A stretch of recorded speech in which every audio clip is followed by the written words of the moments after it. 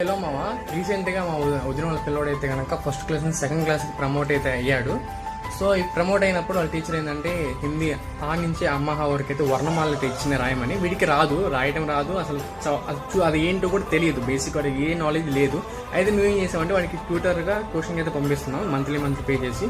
So ఆ tutor ఏం చేశాడంటే వీడికి రావట్లేదని చెప్పేసి వీడు రాయకుండా ఇంటికి వెళ్తే కనుక చెప్తారు ఏంటంటే మీరు సరిగ్గా ట్యూషన్ పంపించట్లేదు, వాళ్ళు సరిగ్గా హోంవర్క్ కూడా చేయించలేదు అంటారని చెప్పి భయంతో వాళ్ళు ఏం చేశారంటే బోర్డు మీద రాసి చూసి రాసుకోరా అని చెప్పేసి రాపిచ్చారనమాట. వాడు రాశాడు, నెక్స్ట్ స్కూల్కి వెళ్ళాడు.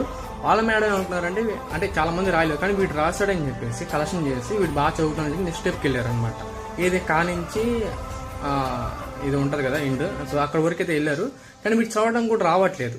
సో నేనేం చెప్తున్నానంటే ట్యూటర్గా ఏంటంటే హోంవర్క్ మాత్రం చేపియాలి, వాడికి రాకపోతే రావట్లేదు అని చెప్పి క్లాస్ టీచర్ కానీ మాకు కానీ చెప్పండి. కానీ మీరు మాత్రం